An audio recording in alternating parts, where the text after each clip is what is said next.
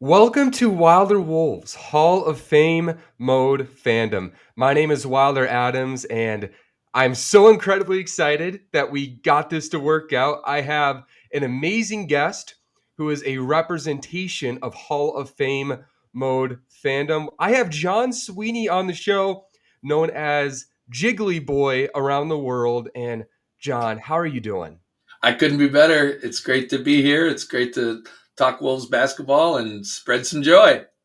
Yeah, absolutely. John Sweeney, I'm sure all of you guys remember, he was so incredibly involved with the Wolves fan base, with his dances and his videos with the Timberwolves in the early 2000s and his return in 2015 when Kevin Garnett returned as well. He is an icon in the Minnesota Timberwolves culture and around the world. And today we are going to go and break down the story of the person behind Jiggly Boy, John Sweeney. And first of all, John, I want to take us back in time to the origin story of Jiggly Boy. And I just want to ask you, starting out, can you give us a breakdown on how it all started? Sure. Yeah, I mean it's kind of a ridiculously improvisational story, right? And that's kind of how my life has always been. So, I'm a pretty normal guy. I grew up on a dairy farm outside of Madison, Wisconsin. Seven older brothers and sisters. Went to a good Catholic prep school in Madison called Edgewood, and then got a marketing degree at St. Norbert College, which is I tell a lot of people a great seventh choice if you can't get into the other six schools that you wanted to get into. But it's a fine school outside of Green Bay, so big huge Packer fan. Played college football, Division III at St. Norbert, and then in 1988 I moved to Minneapolis and did the corporate thing. I did corporate real estate for 6 years, and then I was fortunate enough to spend a lot of time and grow up and be really close friends with Chris Farley and his family. And so when Chris made it on Saturday Night Live, that was kind of a fun thing for all of us, and spurred me to start taking improv classes. And so I started taking improv classes in '91, I guess. And then in 1993, I decided to jump off the corporate ladder and give it a shot. And so I became an actor at the Brave New Workshop Comedy Theater and had a bunch of fun there, and then went and was an actor at the Second City in Chicago and performed there. And then in 1997, the founder of the Brave New Workshop, Dudley Riggs, God rest his soul, he asked me if I wanted to buy that theater. And so Chris and I and Chris's brothers had just finished filming a small sitcom together called The Sports Bar. And I'd kind of seen how Hollywood works and still loved Minneapolis, and so I decided to buy the theater in 1997, and we started running that theater, and then of course Chris passed away, so that changed a lot of things, and just kind of fell in love with the Brave New Workshop, and my wife Jenny and I grew that company from a small little company to a pretty big company, and got a relationship with Disney, and we had a theater on each of the Disney Cruise Line ships, and then really started getting into lots of things, to help support that theater. And one of them was a great relationship with the Minnesota Timberwolves. And we were doing a couple of things with the Wolves. We were using our improvisational corporate training that I started, in 2000, where we take kind of an improvisational mindset and this ability to come up with ideas and to be a better communicator and a better leader and maybe a better innovator. And we had been teaching those classes, and we kind of converted those to also teach salespeople. So we started working with the Timberwolves to help their sales staff, both their phone staff, their suites staff, to sell their suites, their sponsorship, and then just kind of made some great friendships over there, which we still have. 20 some year friendships with people like Ryan Tankey and Jeff Munichie and all those guys over there. And so at one point they said, you do such funny work at the theater. Do you think there's some things to do to make our games a little bit more entertaining? And, I'm a big Wolves fan. I love the Wolves. And so I don't mean this in a disparaging way, but the team wasn't necessarily getting it done at that point, right? Like those were some tough years. And so there was a reason why you needed some more entertainment at the game, because it was pretty tough. Like, we were losing a lot, and this was even before Kevin Garnett and stuff. So I said, yeah, we could do some things. So we started doing kiss cams and timeouts and all this sort of stuff. Long story short, that's what led to a brainstorming session one day of, what's something we could do that would just let these fans know that they can have a great time. And so we kind of came up with an idea of a super fan. And my background at Lambeau Field with the Green Bay Packers, we have a lot of fun there. And I'm coming up on 60 years old. So when I was your age, the Packers sucked. I mean, the 70s and everything, when I was growing up, I mean, we were horrible. Like we were the first team ever to the first win that Tampa Bay had as an expansion team was against the Packers. Like we were bad. But guess what? Still sold out the arena, or the stadium still showed up. We'd be behind by 30 points in the fourth quarter, and everyone would still be in the upper deck having fun in the snow, taking their shirts off and having fun. And so I was like, well, I don't know, we could bring a little bit of that crazy fandom to this kind of somewhat, at that point, mildly reserved fan base of the Minnesota Timberwolves. So that's all we did. We just, the first time we danced, we just said, hey, what if I take off my shirt and dance and go crazy? And it went nuts. And people really kind of responded, I think, to it's okay to have a great time at the Timberwolves game. It's okay to show a passion and a love for a team, win or lose. And so we kind of launched it there. And the first time we danced, it was interesting because, we did this bit where I got taken out, by some security guards because I was having too good a time. And that was kind of the funny, right? Mm-hmm. But the fans really reacted differently than we thought. And they were like, during halftime, the customer service desk just went nuts because people were coming up going, how dare you throw out that fan? And to be honest, that's when I really realized that the Minnesota Timberwolves fan base was so loyal and so awesome, right? And they were really upset about that. Part of me was like, well, then why aren't you guys all dancing with your shirt off, like having a good But I get it, Minnesota's more of a reserved place and stuff. And again, this was 20-some years ago. So then we came back in the fourth quarter and everyone cheered. And then we were like, okay, we have something. And that's when it started to get fun. So from then on, it was just me dancing with the Dance Line girls that year, doing some different bits. And basically, I think maybe representing this passion that everyone who's a fan of the Timberwolves have. And so I've always kind of believed that I'm just a representation of all of the Timberwolves love and excitement that there is out there. And it just comes across because maybe because I'm big and excitable and physical and a little bit goofy. And so that all happened and we had some fun for years. And I felt grateful that we had brought some joy and that people were excited to be more enthusiastic as fans. And then it kind of faded away. And then all of a sudden, you get a call from the president of the Wolves, Chris Wright, who's a dear friend of mine. And he says, don't tell anyone yet, but we're bringing Kevin Garnett back to the team. And we want to do kind of like a tribute the first night. And we'd love to have Jiggly Boy dance. It's just kind of a memory thing. And I was like, I'm like 10 years older. It's I don't know if it's funny. Maybe it's just gross. Like, old guy taking off his shirt.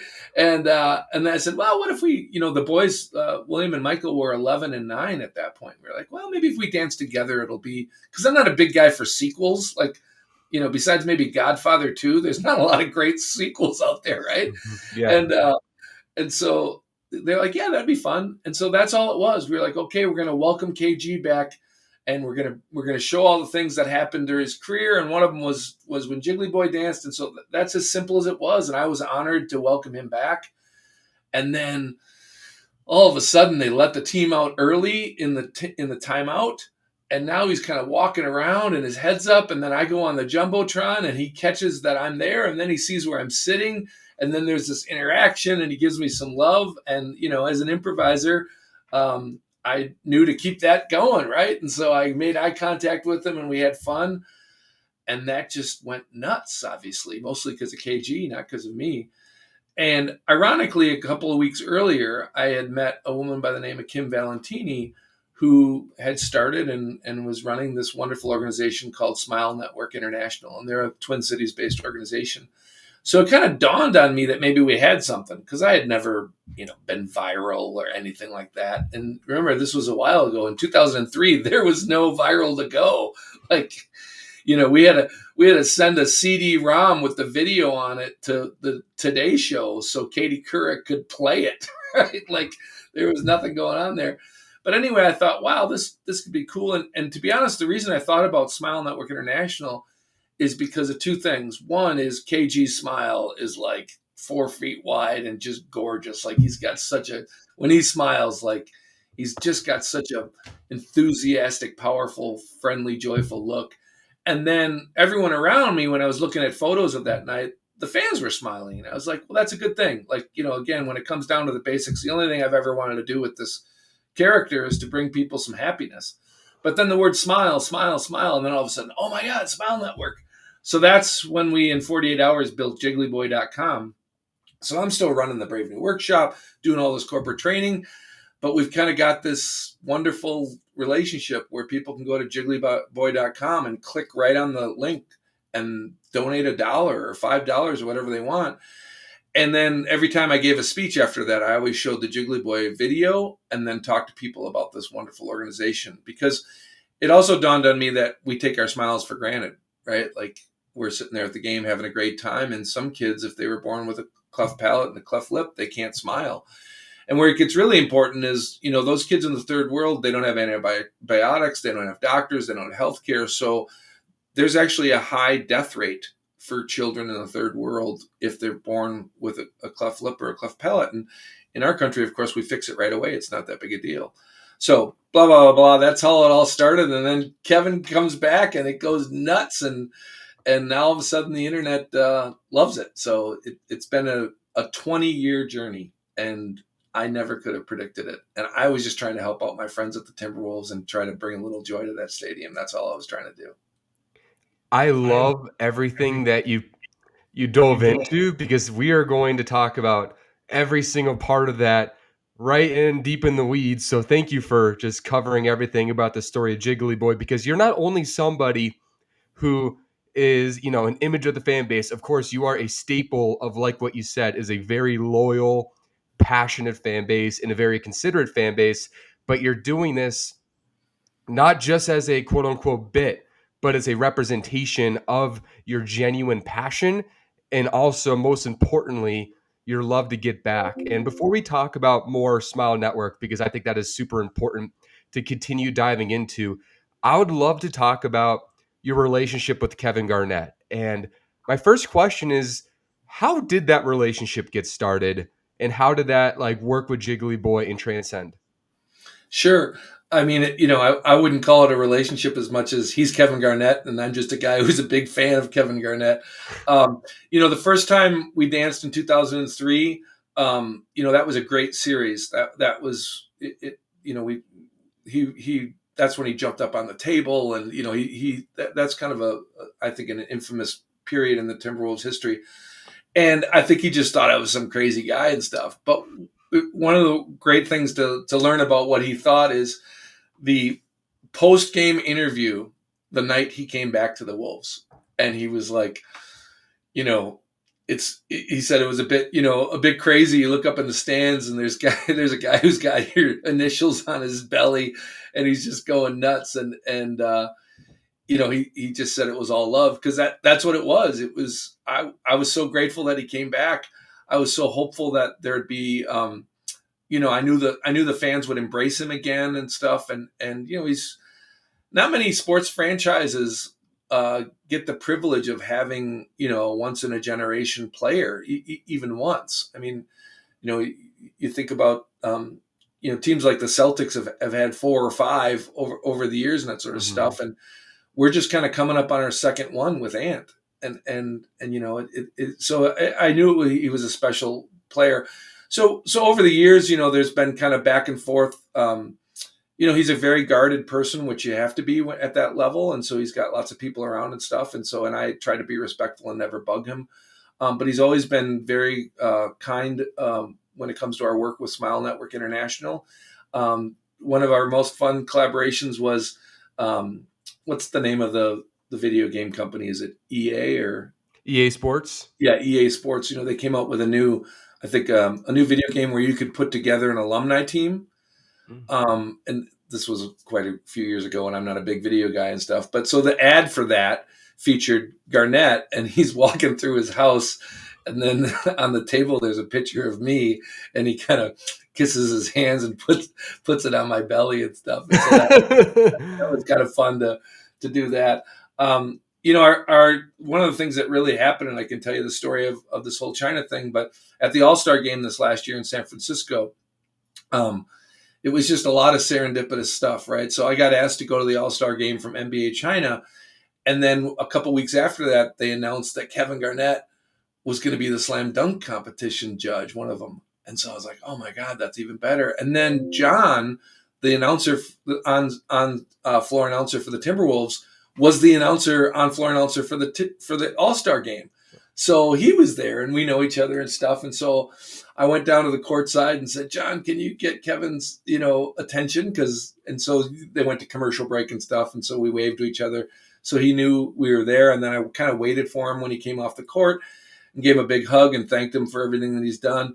And then just by chance, he went one way through the tunnel and I went the other way through the tunnel. And we were both walking around and we saw each other again in front of these two elevators. And I was, I just waved again. I don't want to bug him. He's got lots better things to do than talk to me. And he came up to me and asked about our sons, and said, what are the boys doing and stuff? And we had like a 3-minute conversation, which was just really touching. And it was great to see him, now in this next phase of his life and his career and probably a little bit older. And so he was just very genuine and asked about my family. And then I told him, finally got to really tell him all of the good work that we've been able to do through Smile Network International because of him. And it really is because of him. You know what I mean? He's got that platform and people love him so much. So I think he was a pretty competitive guy, as we all know, and off court he was too. And now it's wonderful, that he's softened it a little bit maybe and stuff. And again, I would never want to be one of those guys. Like the pressure that they have to perform, the pressure that they have to perform off the court and to always be perfect and stuff. Like I'm just grateful that I've gotten to know him a little bit, and I'm thankful for what he's done for the whole Jiggly Boy cause. That's incredible, hearing that story of how both you and Kevin Garnett, even if he didn't fully realize it, his collaboration with your network. And we were talking before the show, and just you're traveling around the world, you're helping these kids in all of these communities. And you already touched on a lot of that in the beginning, but I would love to hear just some of your favorite stories that you've had being affiliated with this organization.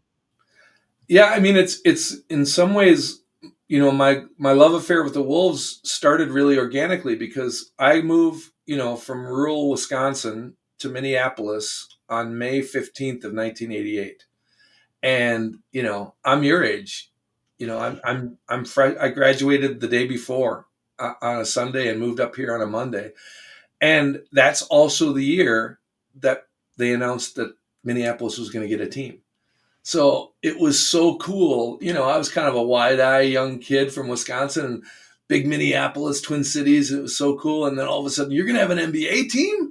This is great. And I was a okay Bucks fan. I was just more of a football guy than a basketball guy at that point in my life. And so I went to some Bucks games once in a while. And, I'm old enough to know, when Kareem Abdul-Jabbar was Lou Alcindor and he was playing for the and people like Junior Bridgman and, all these great guys that played for the Bucks.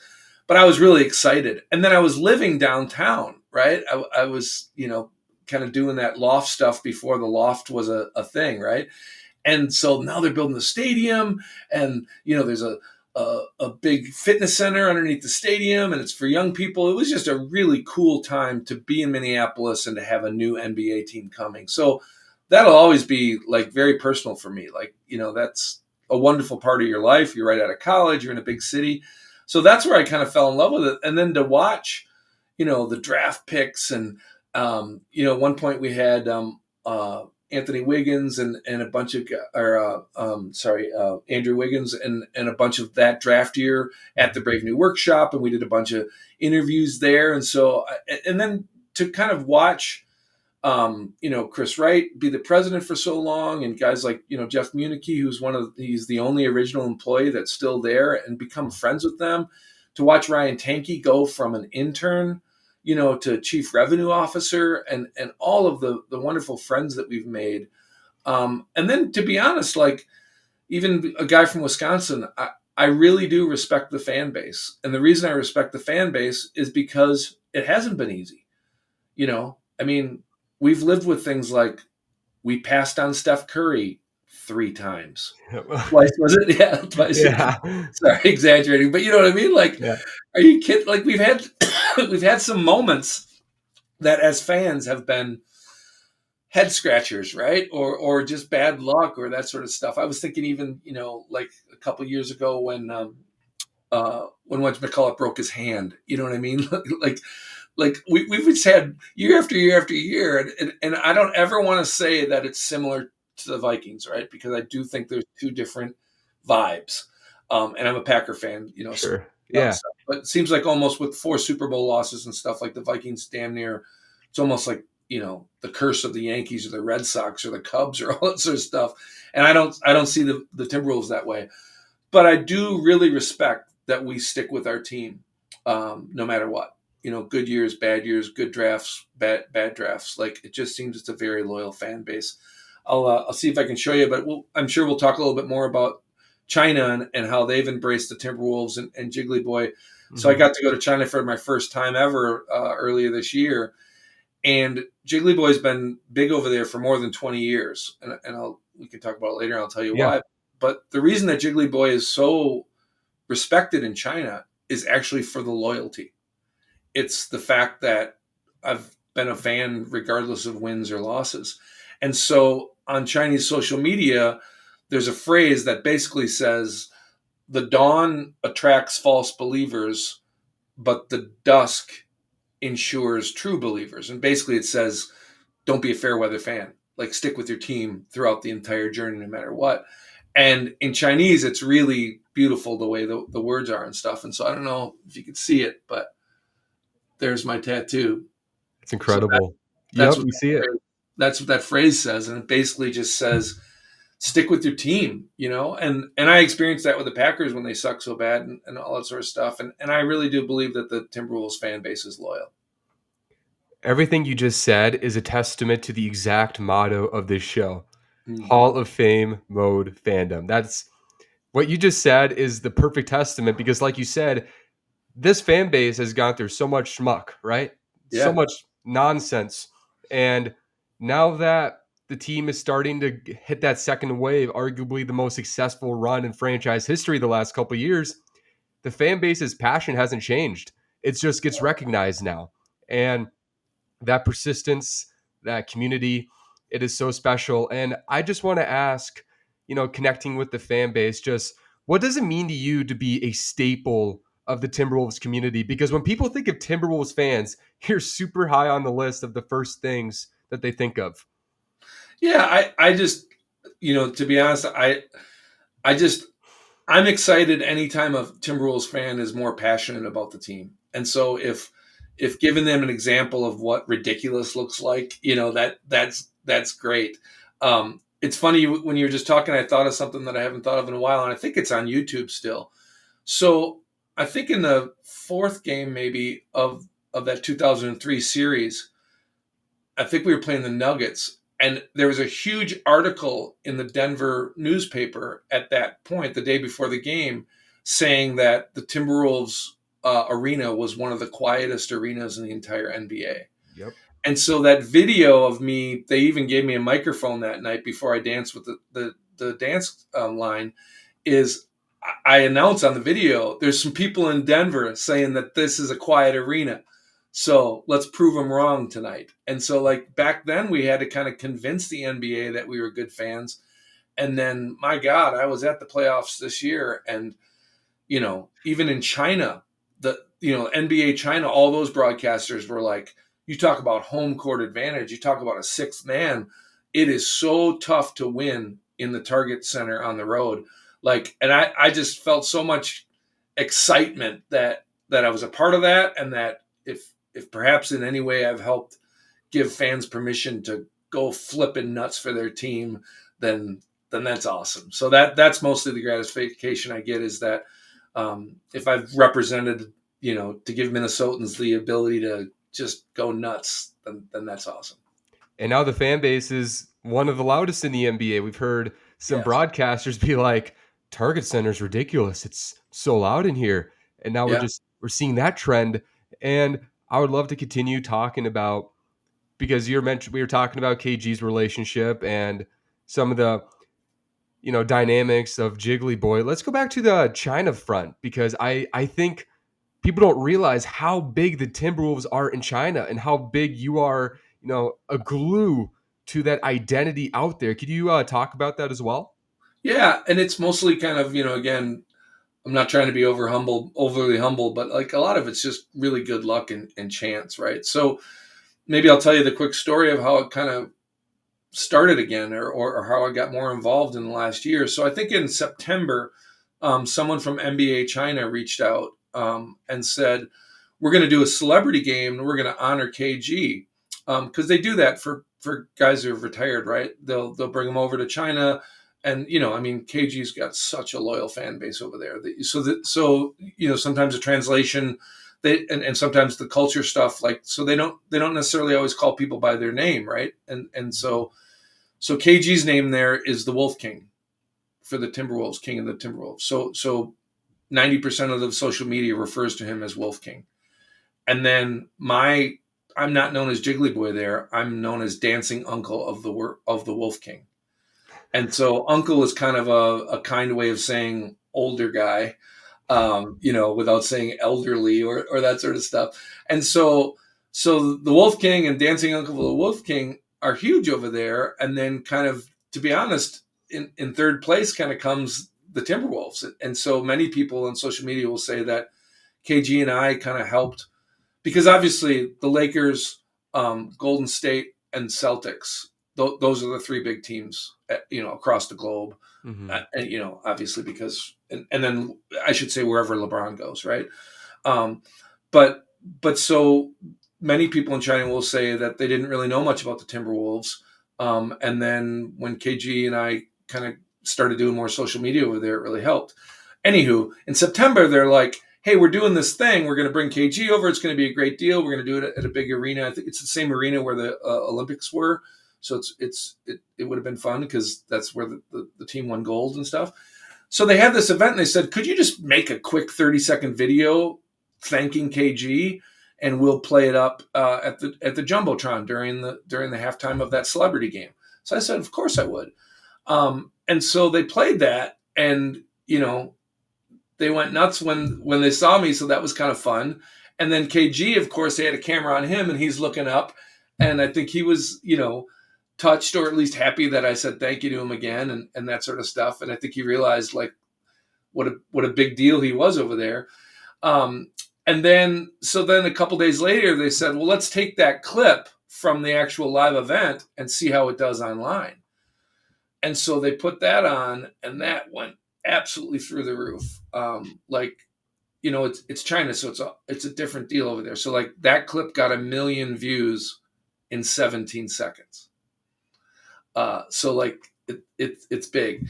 And so that went so well that they said, why don't you come to San Francisco? And so they brought me, NBA China brought me, a world famous soccer player. He was the captain of the Chinese Olympic team for 4 Olympics, and he was the first Chinese person ever to play in the Premier League. And then this comedian who's kind of the Kevin Hart of China. So they brought the three of us to San Francisco, and we shot videos and a bunch of social media clips for 4 days. We went to the University of San Francisco. We went to the Golden Gate Bridge. We went to, the oldest Chinese fortune cookie company in San Francisco. And obviously, and it was Chinese New Year. It was the year of the snake. I was born in the year of the snake. All this serendipitous stuff happened. Then we see KG at the game. And of course, I've got the film crew with me. So they film our whole conversation together. My point is, they posted all that on Red Note and Douyin, and it went crazy. So they were like, okay, now we have to bring you over for a tour. So in March, I did a 9-day tour of China, and it went really, really well. And so, we've got 360,000 new followers since March 1st on the social media there. And most of our videos, go over 1 million right away and stuff. And so that all happened. And so I leave in a little while here, a couple more days on the 29th. My two sons, William and Michael, who are now 22 and 19, they used to be 11 and 9. We're going to go and spend a full month in China. And we're doing a reality show for the top 100 influencers in China. They're taking us all to the to kind of the outskirts of China, way up in the northwest in Inner Mongolia, and we're doing a 48K walk competition with 99 other influencers from China. And then we're going to Chengdu and Beijing and I think we're doing 7 different cities. And we're hoping that maybe if Ant-Man comes over at the end of August, that we'll be able to do some stuff together, because I'm just a huge fan of Ant-Man and he's loved over there, and we both have relationships with Adidas, so that helps.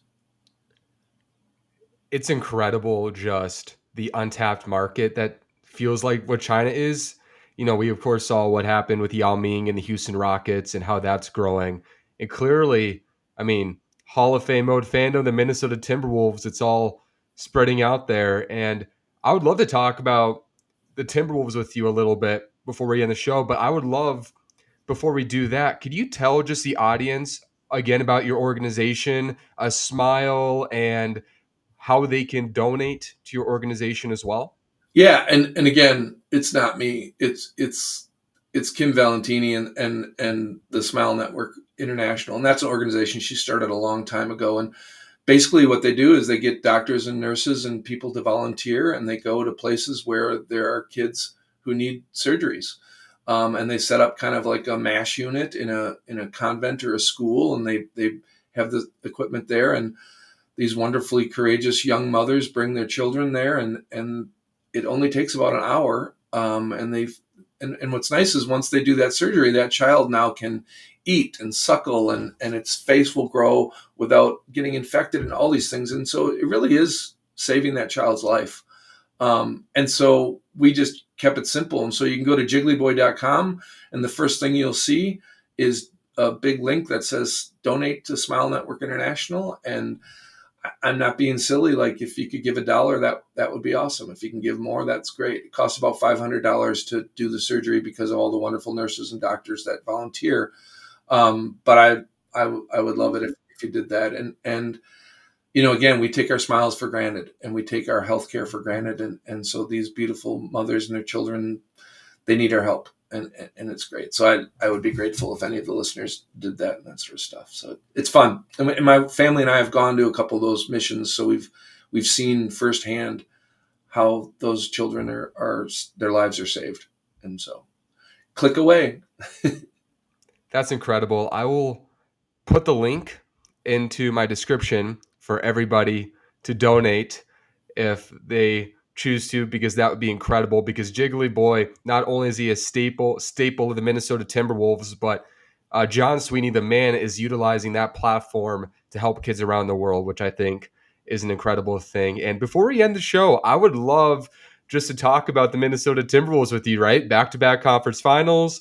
We just came off of the Summer League, going undefeated in 2 straight Summer Leagues and not qualifying for the playoffs, which to me is ridiculous. But just how do you feel about the team as we get in next year? Yeah, I mean, you always have that feeling after the last game, like, okay, was this the organization's thought that this was the team that was going to go all the way, and now that it didn't, are they going to rework the whole team and all that? You get a little bit worried and stuff. And maybe I'm old school and maybe it'll prove to be wrong. But what I'm most excited about is that there is faith, obviously, in Ant, but there is faith in what they've built around him, both defensively and offensively, and then these 2 unicorns we just drafted, like that they believe in the core enough that they're saying, let's keep the cohesiveness of the team, the actual team vibe together, and just do it again one step better. Mhm. And I think that's different than many years as fans. We basically, at this time of the year, like, okay, last year wasn't great, but we've got all these new guys, and really this new combination is what's going to happen. And I'm not faulting. I don't know anything about managing a basketball team, and I'm not faulting any of the drafts or any of the free agency or any of that sort of stuff. But what I'm excited about is that how well those guys know each other, how well those guys get along, how well it seems they respect each other. And then they've got a couple of new pieces and that sort of stuff. But it feels like it's just the next step of a relatively well orchestrated and planned approach. And if it ends up being an NBA championship because we had to wait 3 years of building this, kind of trust the process, Mhm. that's not very long to wait, after 31 years of waiting or whatever it's been. So I'm mostly excited that it affirms that we were a great team for the last 2 years. And now there's little pieces that you hate to see. I was kind of a big Nah fan. I loved when he would come into the game and bring a really confident, you know, burst of energy. I think Dante does the same thing. So, but he can't be perfect. But the fact that even like the fact that we got the French Eiffel Tower coming in, and then we've got the old Eiffel Tower who's going to maybe mentor him and stuff like that, right? Those type of building things encourage me, like that because otherwise it feels like every August I felt like, okay, we're going to roll the dice and see if this one works, and this year it seems like coaching staff, Ant, core around him, the way we prepare for games, the way we handle ourselves off the court, the way we build a sense of commitment to each other as players, that all seems in place. And that always seems like an armor around a team as they just, you think of some of those great dynasties and like, who the hell was going to mess with the three-peat Bulls, right? Like they were just so cohesive and all that sort of stuff. So long answer, but I'm pumped. Like, let's just do what we've been doing and add a couple of pieces and let Ant be Ant and look out. Get the hell out of our way. I love that. I mean, I think we're all just so pumped about the team as well. And I love the point you mentioned, just the importance of camaraderie, right? The cohesiveness that is so critical. And I feel like every year, like you said, when there is a, great year, but slightly disappointing end, we want to just change the team. And we've done that a couple of times. We lose to Memphis and then we trade for Rudy Gobert and trade all of our draft picks. And then a couple years ago, after the first conference finals, you trade Karl Anthony Towns, and that shocks everybody. But like you said, like this offseason, they've stayed fairly quiet. We've heard the Kevin Durant talks, but they didn't happen and they didn't budge. They just said, we'll extend everybody, keep the optionality. And what do you think of the point guard position right now? Because I think that's like the one little concern right now. Yeah.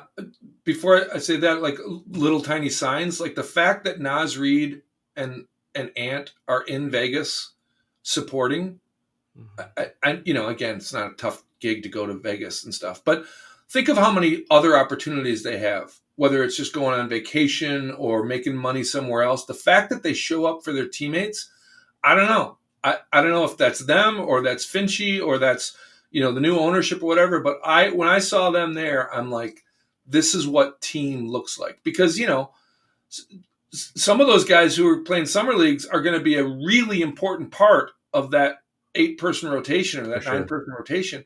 And so it's not like the young guys, it's your teammates show up. I mean, I was like, 2 words, Nod Reeves, 2 words, we're here. Like they were there. And so that was really fun. Yeah. The point guard, again, like I think, first of all, sometimes when you look at a team 1 through 5, that is still a little bit old school compared to how an offense actually works, right? Like, Mhm. and we've got at least 3 guys who certainly can bring the ball down. Ant brought the ball down a lot, but you've also got, a really. I think Rob's a great young player, and I think again, he's fast. I think he's going to be a different version of Fox, right? Like Fox's speed is what got him to where he is, that sort of stuff. So I'm not that worried because I don't think we necessarily have the need for a traditional one. There's a lot of motion in that offense. I mean, certainly Steph. I think Steph's a great example, right? So when they were winning games and stuff, yeah, you'd call him a one because he's bringing the ball down. Well, but then wouldn't you call him a two because he's taking the most shots? Like I don't know. You just need players who move the ball well, find space, find players who are in space, and then have this confidence throughout the five. Dante could be a one if that's what you wanted to call him.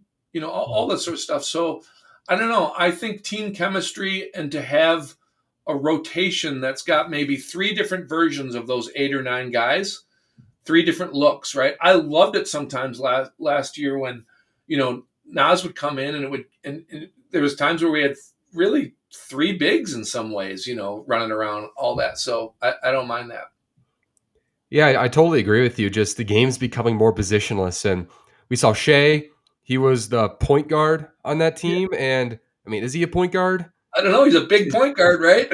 Is he a shooting guard? He Yeah. takes by far the most shots. I totally agree with that. And yeah, it's going to be really interesting. I totally agree with your point on the importance of cohesiveness. And I just want to say, John, thank you so much for just being on this show. I loved hearing, I think we all loved hearing about not only the story of Jiggly Boy, but how you are using this platform to give back around the world, the globalization of the platform going to China, how big you've become out there. And you're just an incredible story and a true staple of the Minnesota Timberwolves franchise. And we're very grateful for you. Well, thank you. And I'm grateful for you too. And your family are such great examples of wonderful Timberwolves families.